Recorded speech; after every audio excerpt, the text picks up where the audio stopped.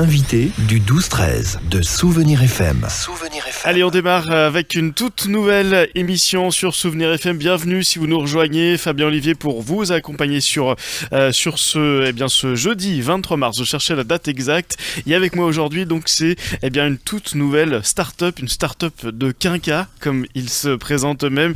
Lionel Brie, bonjour Lionel. Bonjour Fabien. Ça va ? Ça va très bien. Vous êtes le président donc de la SAS, la société à action simplifiée qui s'appelle H24. Tout à fait. Exactement.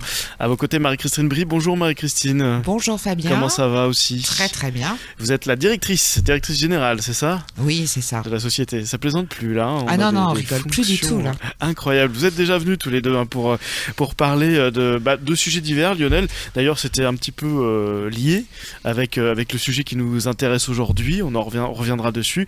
Et Marie-Christine, c'était pour la sortie d'un roman. Eh oui.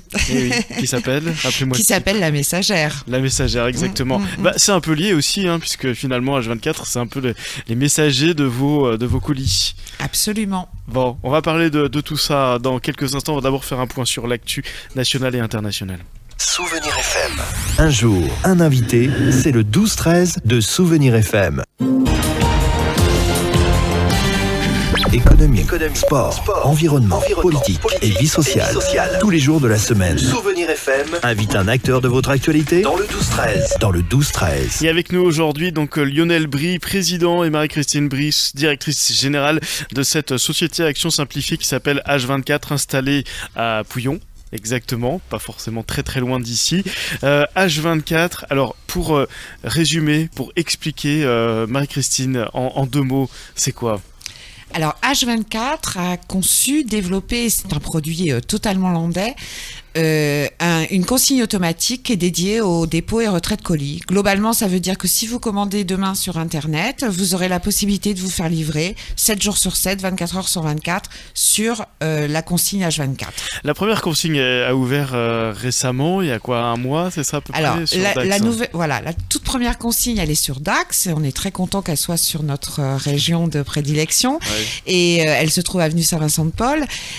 L'inauguration a eu lieu il y a un mois maintenant, et la mise en service opérationnel, c'est-à-dire le moment à partir duquel les gens pourront se faire livrer sur la consigne, est fixé au 15 avril, puisque entre l'inauguration et aujourd'hui, on a un certain nombre de tests, de mises au point à faire pour qu'elle soit opérationnelle totalement. Oui, j'imagine techniquement, mais ça on verra plus avec vous Lionel Brie, on verra un petit peu comment ça marche. C'est très simple, je suis un utilisateur lambda, je commande alors par exemple sur internet un produit, je mets dans l'adresse de livraison par exemple donc l'adresse de la consigne avec un code, c'est ça qui m'est fourni, et ensuite j'ai plus qu'à aller récupérer, je le fais très simplement, mais j'ai plus qu'à aller récupérer mon colis directement depuis cette consigne quand je veux. H24, c'est-à-dire 24 heures sur 24, 7 jours sur 7, ça peut être un dimanche, quand je veux. Voilà, exactement. En fait, c'est pour répondre à un besoin qu'on a tous connu. La livraison reste un souci dans la chaîne de distribution, dans la chaîne de la e-logistique. Nous, on résout une grosse partie de ce problème en permettant aux gens de venir récupérer leur colis quand ils ont la possibilité de le faire, et non plus sous une contrainte horaire, etc., avec une traçabilité importante, une sécurité importante. Voilà, c'est très très simple. Lionel Brie, vous étiez venu pour parler de cette invention. Vous êtes un peu inventeur. Vous le dites vous-même que vous êtes inventeur, ou c'est plus l'entourage qui le dit ? Je le dis à qui veut l'entendre. Je suis inventeur parce que oui, depuis la Smart Ball, le concept a beaucoup évolué. Mais j'ai toujours dans le coin de la tête la commercialisation de la Smart Ball, qui va apporter aussi beaucoup de bienfaits à tous les gens qui vont l'utiliser. Oui, la Smart Ball, alors justement, c'est une de vos inventions, une boîte aux lettres donc connectée. Oui.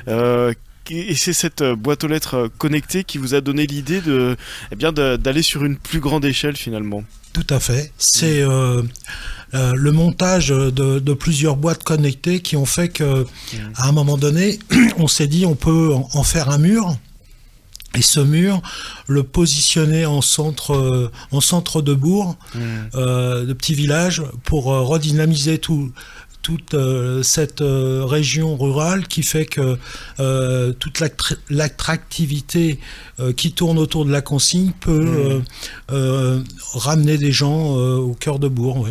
Alors en 2 mots effectivement par rapport à cette désertification rurale qu'on entend souvent parler de ce problème, on imagine que après Dax, donc il a été opérationnel, d'autres communes vont avoir leur consigne H24 sur le département des Landes déjà. Alors tout à fait, on a un programme d'implantation déjà sur le local, ensuite le régional, et on a quelques contacts déjà pour le national. Donc on est en plein essor là. Ah oui, c'est super. On peut citer quelques communes peut-être dans les Landes ou c'est trop tôt?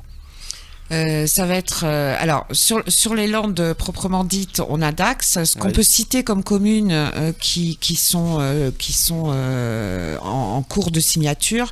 Nous avons Orthez. D'accord. Nous avons Saint-Médard-en-Jalles, Coutras en Gironde, Créon en Gironde également, et une demande sur Saint-Nazaire. Donc on s'éloigne un petit peu de notre région d'adoption.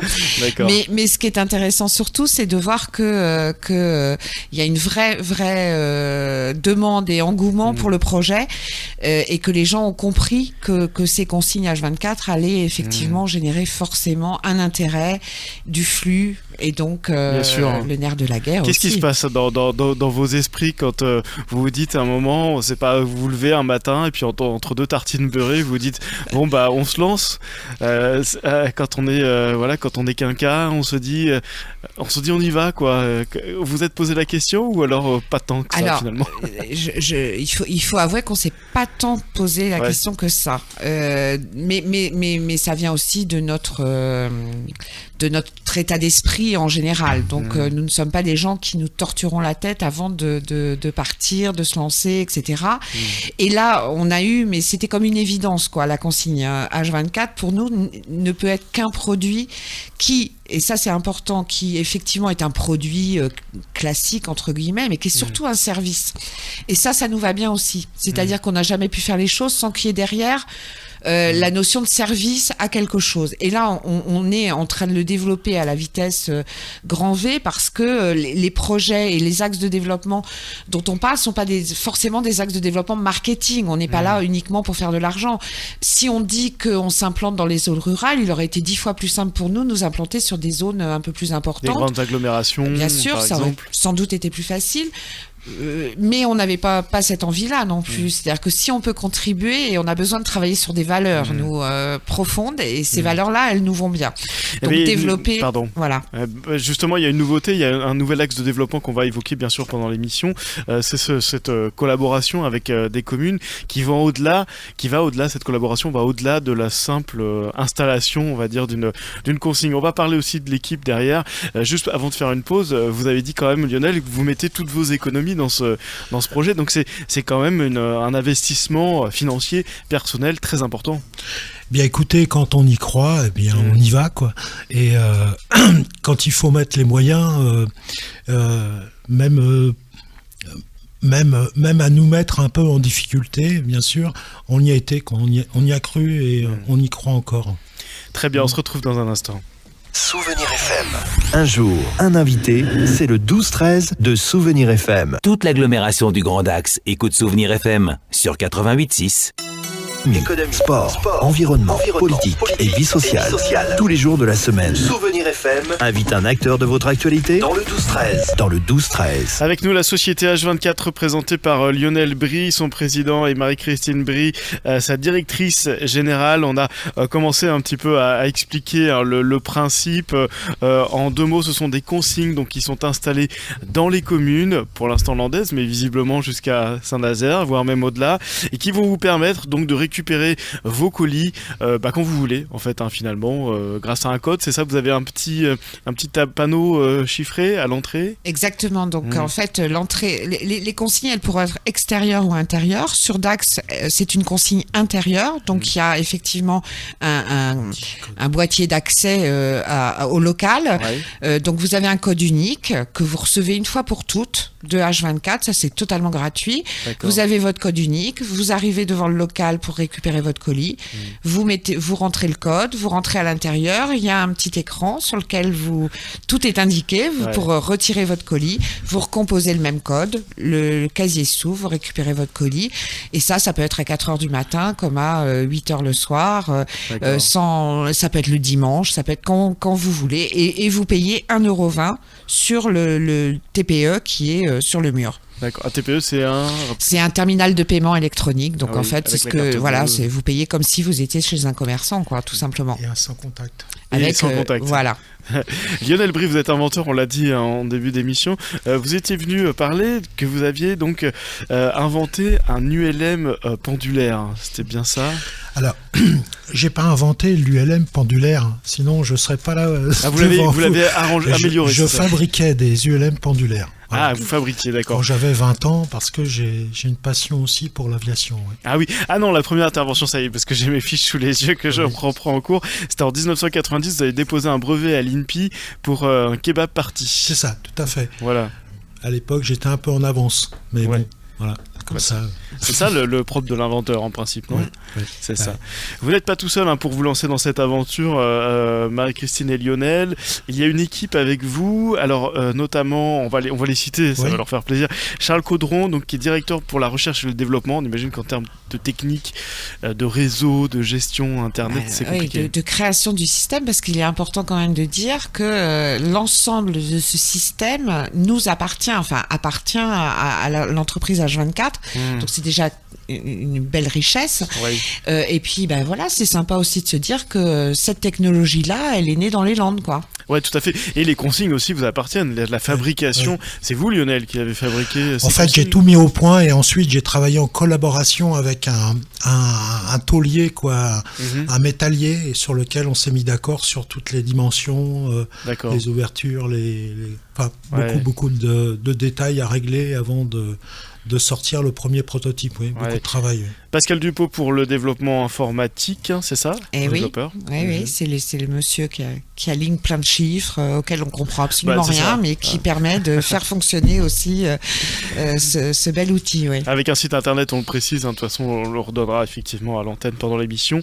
Mélanie Lucas, donc, qui est assistante polyvalente. Voilà, vous créez de l'emploi aussi, en partie, au passage. Ça, c'est un point très très important. Très très important pour nous. C'est vraiment un objectif, c'est vraiment de créer de l'emploi, une dynamique, de se dire que rien n'est inéluctable et qu'on peut avancer, et si on peut contribuer à créer des emplois autour de nous, et pas forcément d'ailleurs pour des gens qui rentrent dans des cases précises, c'est-à-dire que chez nous, nous sommes des quinquagénaires, et on n'a aucun souci à employer des seniors à la maison, comme on dit, et voilà, donc sans aucun a priori sur les gens surtout. Oui, bien sûr. Bertrand G pour la stratégie, le développement global de la société, le développement global. Voilà, en collaboration avec nous, bien évidemment, on définit une stratégie. C'est important de la développer intelligemment. Marie-Christine, vous avez aussi un background, pour employer un mot anglais, attention, un CV. Vous avez fait des études importantes. Alors, j'ai plus les notes sous les yeux. Je croyais que je les avais imprimées pour tout vous dire. J'ai fait des études importantes. On va rester très modeste. Disons que j'ai un parcours professionnel au niveau du tourisme et surtout au niveau de l'anglais, puisque j'ai été formatrice pendant des années en anglais dans des banlieues un peu compliquées. Et voilà, j'ai une vie professionnelle un peu atypique aussi. Et riche, tout du moins. Et très riche, riche. Des collaborateurs aussi commerciaux, Frédéric Féchaud. Oui. Exactement, Thierry Morisset et Didier Delalande. Voilà, comme ça ils absolument, ils sont très contents d'entendre leur nom. Oui. Et un stagiaire, il en faut. Et il en faut. Jean-Claude Codon, exactement. Tout à fait. Bon, très bien. Toute cette équipe, en tout cas, vous êtes installés à Pouillon. Vous avez trouvé des bureaux pour. Oui, on a trouvé des locaux très adaptés sur la zone artisanale d'Olons. D'accord. Et voilà, et on travaille là-bas avec cette belle équipe qui, elle aussi, s'est lancée dans l'aventure. Hein. C'est toujours une aventure, même pour quelqu'un qui est employé, de se lancer dans une entreprise qui démarre. Mais une équipe qui a toute confiance au projet et qui y croit très fort et qui nous aide beaucoup avec un bel esprit. Oui, il faut croire, et ce sont des gens qui croient au projet, en tout cas, et qui ont accepté finalement de changer de vie professionnelle, hein, pour certains.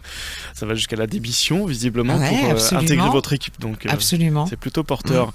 Effectivement. On va parler de cette branche un petit peu qui s'est un petit peu accrochée au reste de l'arbre pendant récemment, en fait, hein, cette collaboration avec les mairies. Hein, tout à fait récemment. On va en parler dans quelques instants. On va marquer une nouvelle pause si vous voulez bien. Sport, environnement, politique et vie sociale. Tous les jours de la semaine. Souvenir FM invite un acteur de votre actualité dans le 12-13. Et aujourd'hui, nos invités du 12-13 sont Marie-Christine Brie, directrice générale, et Lionel Brie, président de cette SAS, Société à Action Simplifiée H24, installée à Pouillon pour le développement donc des consignes H24. Alors, on a parlé de l'équipe, on n'a pas évoqué un collaborateur très important pour vous. Alors, c'est assez drôle, c'est un investisseur privé qui est enseignant. Absolument, c'est-à-dire qu'en fait, notre système dans le développement des consignes, notre système, c'est un système qui est apparenté à une franchise. Ça veut dire quoi ? Ça veut dire que globalement, nous travaillons avec des partenaires de distribution, c'est-à-dire que vous, par exemple, Fabien, vous décidez d'investir dans une consigne H24 que vous allez payer un certain prix. Oui, c'est ça. En l'occurrence, je peux donner un ordre de prix parce que c'est pas secret et que ça donne une idée précise du produit. Donc, une consigne H24 de 100 casiers coûte 40 000 € hors taxe. D'accord. Vous allez vous décider d'investir dans ce produit. Donc, nous, on va vous. J'appelle ma banque. Hein. Faut appeler. Ne nous parlez pas des banques, Fabien, s'il vous plaît, merci. Donc, vous allez décider d'investir. À partir de là, donc, nous, on vous accompagne. Une fois que la consigne est mise en place, donc tout à l'heure on a expliqué que l'usager payait 1,20 €, ce 1,20 € revient intégralement au partenaire qui a investi dans nos casiers. D'accord. Ça veut dire que sur un mur de consigne qui va faire 100 boîtes, notre partenaire en potentiel, alors peut-être pas les premiers mois, le temps que tout se mette en route, gagne potentiellement 1,20 € par jour et par casier. Voilà. Ce qui va créer une rentabilité.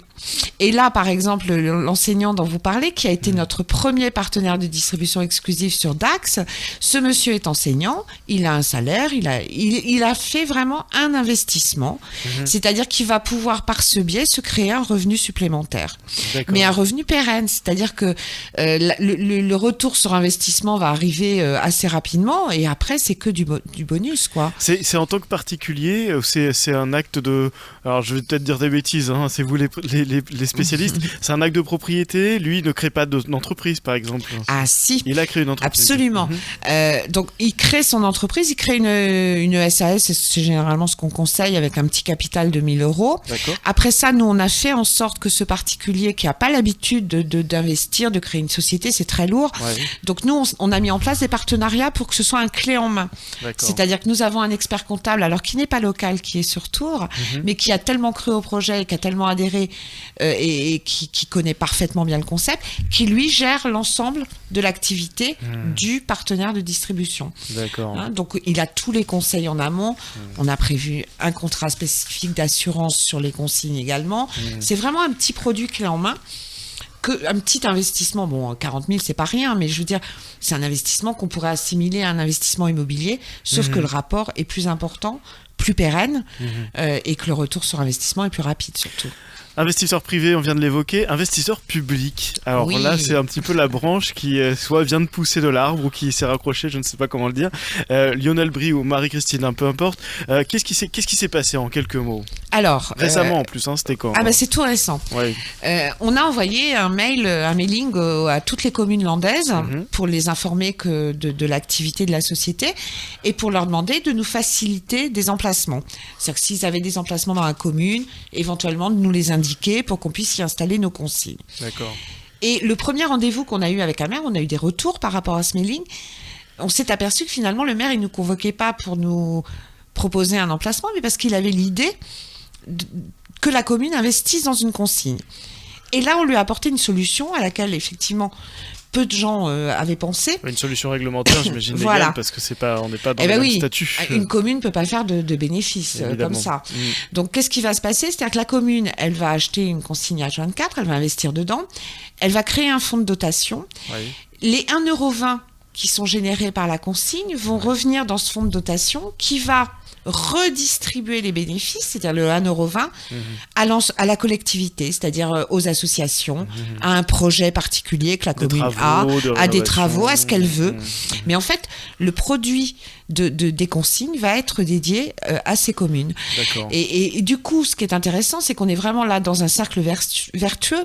Pourquoi? Parce que d'un côté, on va avoir les gens qui vont forcément commander sur la consigne de leur village parce qu'ils savent que ce 1,20 € qu'ils vont dépenser va revenir dans la collectivité. Et oui, c'est intéressant, c'est bien de le préciser, effectivement. C'est très important, c'est pour assimilé certains, ça à sera un don. acte citoyen. Exactement. Donc d'un seul coup, notre consigne, elle devient citoyenne et solidaire. On implique les habitants, on recrée une activité sur le centre-bourg, c'est-à-dire que la consigne va faire venir des gens qui d'habitude vont peut-être chercher leur pain au supermarché. Ouais, surtout en milieu rural. Voilà, donc il y a des chiffres très précis. On dit que l'implantation d'un point de livraison sur un centre-ville ramène 27% de clientèle en plus. D'accord, voilà. oui, donc un quart. Quoi, en gros. Donc on redynamise, on crée l'acte citoyen solidaire, on implique la population. Et alors là, pour nous, c'est vraiment important. Ça vous plaît cette idée-là? Ah, mais on adore. De pouvoir, de cercle vertueux, en tout cas, effectivement, d'être au-delà du simple développement économique d'une entreprise classique. Voilà, exactement. Lionel aussi, ça vous plaît cette idée-là? Bien oui, parce qu'en fait, la consigne H24, là, trouve tout son sens.